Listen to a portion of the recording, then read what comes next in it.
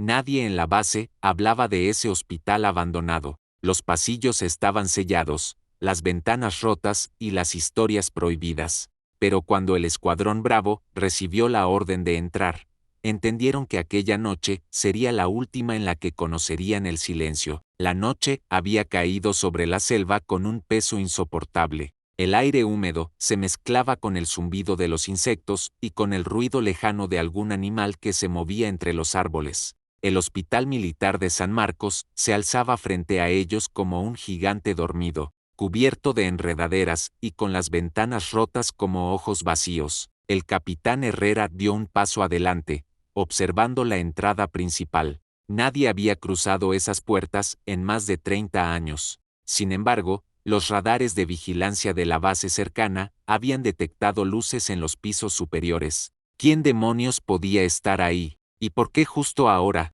Los soldados intercambiaron miradas nerviosas. Ninguno quería decirlo en voz alta, pero todos lo pensaban: ese hospital estaba maldito. Se contaban historias en los barracones sobre médicos que habían desaparecido, sobre pacientes que gritaban a la nada, sobre operaciones que terminaban con cuerpos que nadie reclamaba. Herrera levantó la mano. Bravo, en formación, entramos. El sonido metálico de las botas sobre el suelo viejo rompió el silencio de la selva. La puerta se dio con un chirrido largo y desgarrador, como si el mismo edificio se resistiera a ser despertado. Adentro, la oscuridad era casi sólida. El polvo flotaba en el aire y cada rayo de linterna cortaba como un bisturí el espesor del abandono. El cabo Ramírez tragó saliva. «Capitán, ¿está seguro de que?» «Orden directa», interrumpió Herrera, aunque sus ojos también brillaban con duda. El pasillo principal parecía un túnel interminable.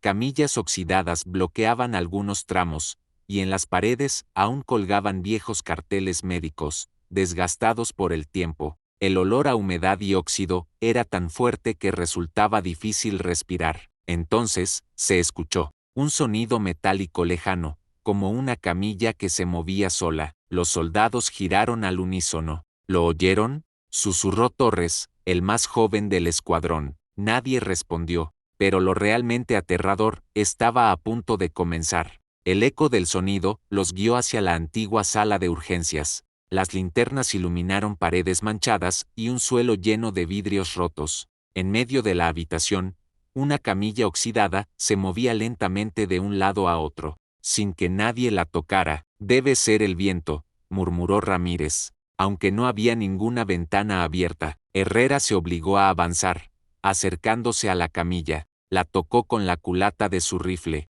Se detuvo al instante, inmóvil. Los hombres se miraron entre sí, en silencio, pero en ese preciso momento, un grito desgarrador recorrió los pasillos. Un grito humano, agudo, desesperado. El sargento Díaz levantó el arma. Eso vino del segundo piso. Todos sabían que no debía haber nadie allí. Sin embargo, aquel grito no dejaba lugar a dudas si alguien o algo los esperaba arriba. Lo que encontraron en esas escaleras cambiaría el curso de la misión. Subieron en formación. Los pasos resonaban demasiado fuertes en la escalera metálica. Cada peldaño parecía quejido de hueso roto. El aire se volvió más frío. Un hedor extraño, mezcla de formol y sangre vieja, invadió sus narices. En el rellano, la linterna de Herrera iluminó un mural pintado con carbón, figuras humanas con vendas en los ojos y bocas cosidas. Ninguno dijo nada, pero todos sintieron el mismo escalofrío recorriéndoles la espalda. Torres no pudo evitar susurrar.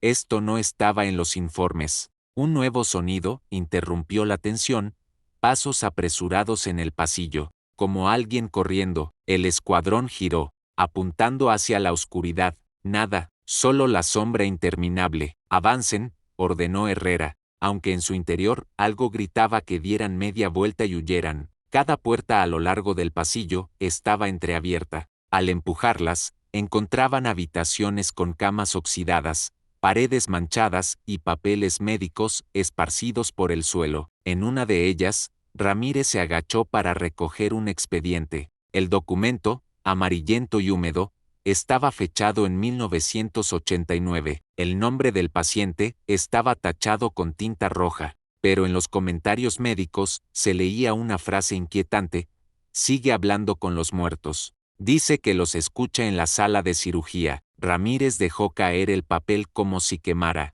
Capitán, esto no tiene sentido. Pero antes de que pudiera terminar, un estruendo sacudió todo el piso, un portazo violento, tan fuerte que las paredes temblaron. El eco resonó largo, profundo. Algo acababa de encerrarlos dentro, y aunque intentaban convencerse de que solo era el viento, todos sabían que ya no estaban solos. Avanzaron con más cautela. Cada paso levantaba polvo y cenizas. De pronto, el pasillo terminó en una doble puerta metálica. Arriba, un cartel oxidado decía: quirófano principal. Los hombres se miraron. Herrera asintió. Con un empujón, abrieron las puertas. La linterna iluminó el interior.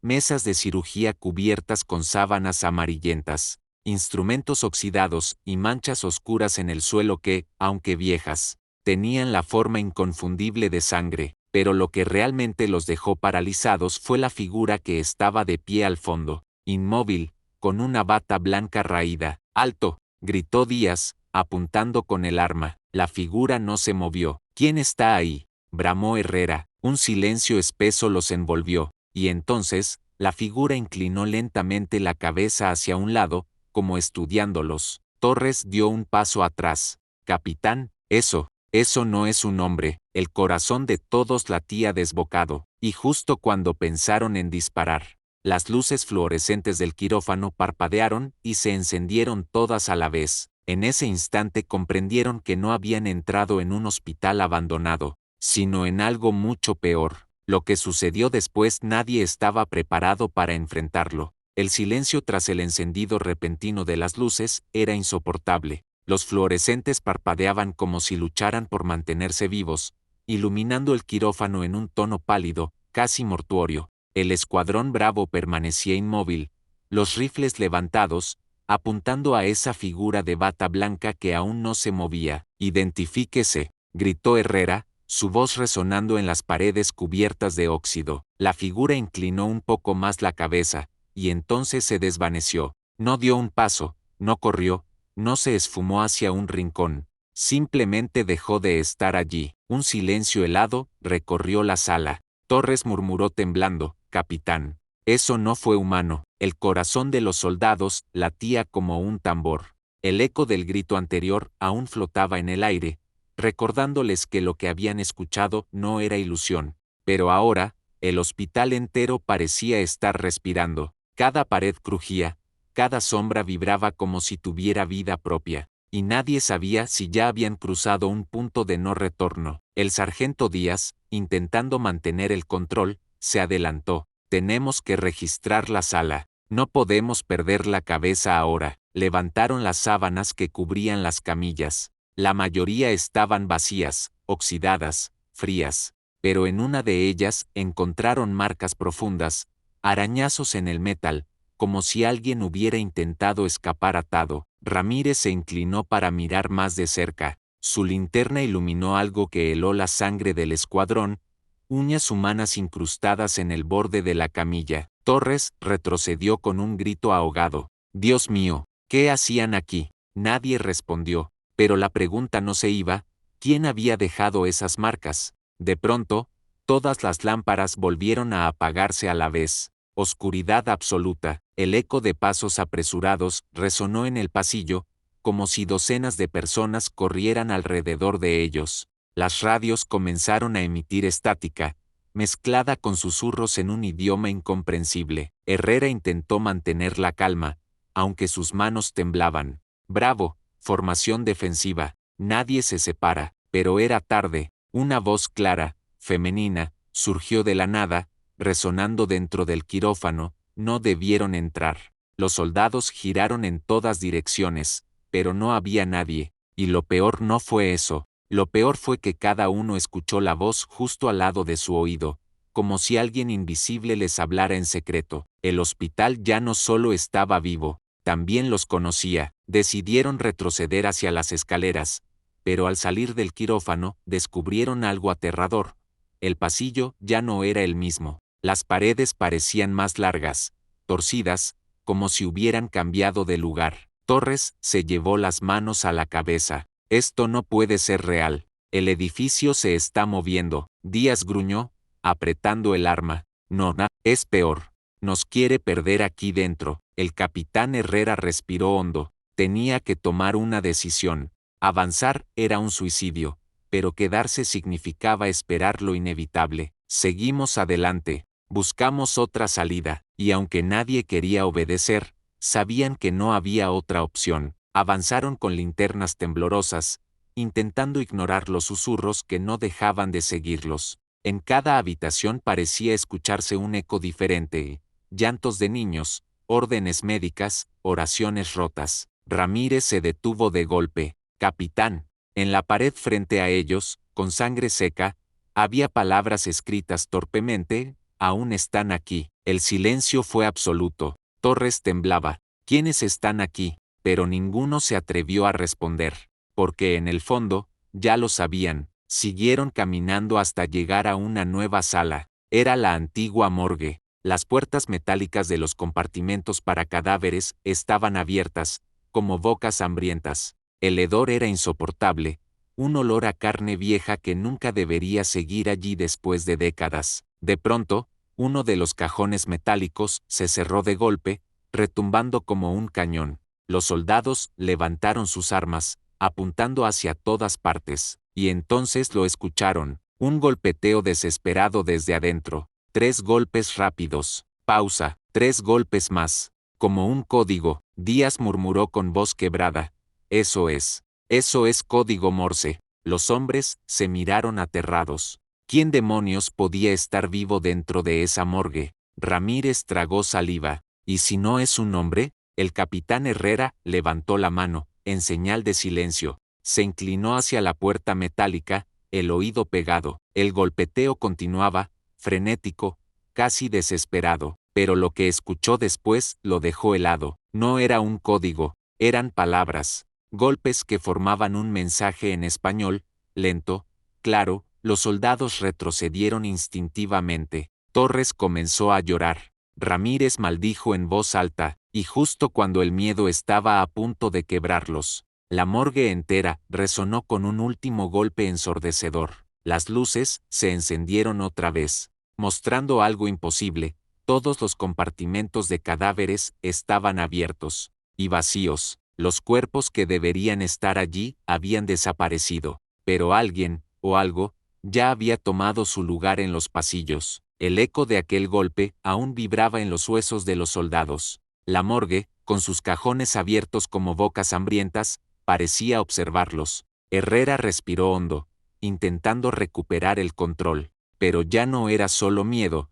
Había una certeza terrible en todos ellos. El hospital no estaba vacío. Ramírez sostuvo la linterna con manos temblorosas. «Capitán, ¿y si ya no estamos en nuestro mundo?». Las palabras cayeron como un peso insoportable. Nadie respondió, pero en sus ojos brillaba el mismo pensamiento. El pasillo se había alargado, las puertas no coincidían, las sombras se movían sin fuente de luz. Sí, quizá habían cruzado un umbral invisible, y lo peor estaba por llegar. De pronto, los radios volvieron a encenderse. Entre la estática se escuchó una voz masculina, áspera, quebrada: «Código rojo. Están todos muertos. Repito, muertos». Luego silencio. Díaz golpeó su radio desesperado. «Central, aquí Bravo, respondan». Nada, solo susurros que parecían reír.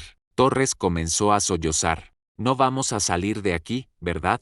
Herrera lo miró con dureza. «Cállate, no vamos a morir en este lugar». Pero aunque sus palabras eran firmes, dentro de él crecía un miedo aún más fuerte que el de sus hombres, porque entendía algo que los demás todavía no estaban luchando contra fantasmas, estaban dentro de algo más grande, un espacio que los estaba probando, y cada paso los llevaba más cerca del juicio final. Avanzaron hacia otro pasillo. El suelo crujía bajo sus botas, como si caminaran sobre huesos. De las paredes colgaban retratos antiguos de médicos y enfermeras. Sus ojos descoloridos parecían seguirlos. De pronto, uno de los cuadros cayó al suelo con violencia. Cuando Ramírez lo iluminó, Todos contuvieron el aliento. El retrato ya no mostraba a un médico. Era el rostro del capitán Herrera. «Esto es imposible», gritó Torres, retrocediendo. Herrera tragó saliva.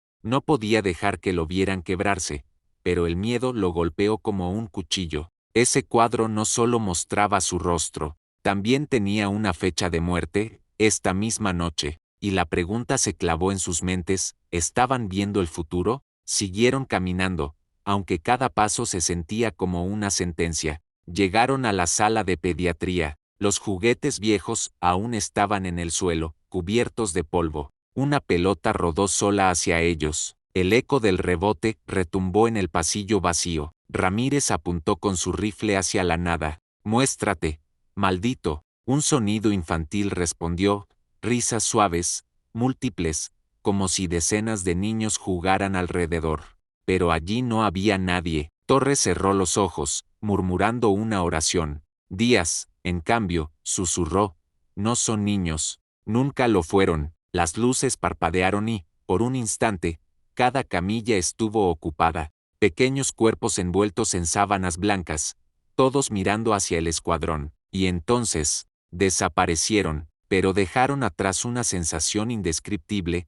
Alguien o algo estaba disfrutando con su sufrimiento. Mientras se reorganizaban, Herrera sintió un escalofrío recorrerle la espalda. Volteó y lo vio, una figura alta, con bata médica, de pie al final del pasillo. Su rostro estaba cubierto por una máscara quirúrgica, pero sus ojos brillaban como brasas apagadas. El capitán levantó su rifle. «Quieto ahí». La figura no se movió. Solo levantó una mano ensangrentada y señaló directamente al capitán. En ese momento, todas las puertas de la sala se cerraron de golpe. El aire se volvió espeso, irrespirable. El escuadrón entero sintió un mismo pensamiento clavarse en sus cabezas, como una voz unificada: «Nadie sale de aquí». El caos estalló, las linternas comenzaron a explotar una a una. La oscuridad los tragó. Gritos, disparos, pasos corriendo en todas direcciones. Herrera intentó mantener la formación,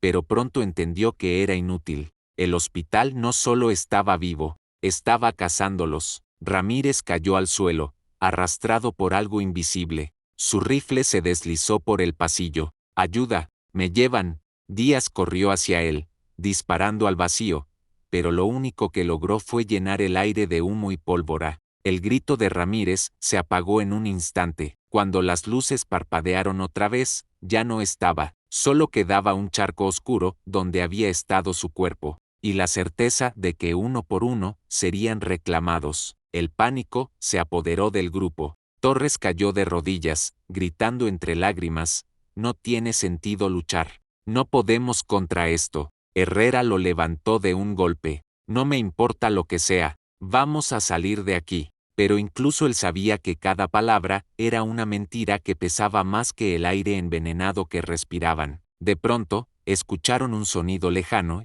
la sirena de una ambulancia. La esperanza brilló por un instante. «Una salida», gritó Díaz. Corrieron hacia el origen del sonido, atravesando pasillos que parecían infinitos, hasta llegar a la entrada principal. Pero cuando cruzaron las puertas, entendieron la verdad. El hospital no tenía salida. Del otro lado no había calle, ni ambulancia, ni cielo nocturno. Solo más pasillos interminables, torcidos, como un laberinto sin fin. Y en cada pared, escrito con sangre fresca, un mismo mensaje: «Ya son parte de nosotros». Herrera dejó caer su rifle. Su respiración era un suspiro quebrado. Por primera vez aceptaba lo inevitable.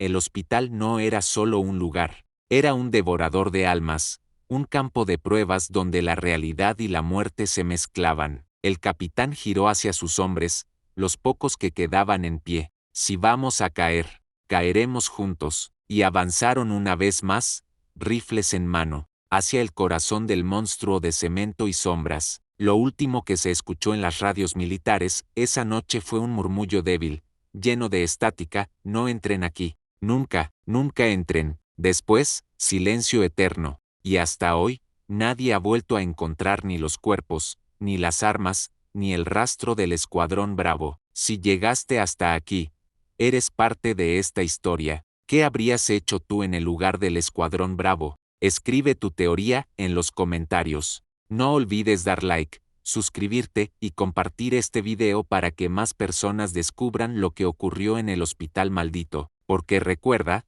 la próxima patrulla perdida podría ser tú.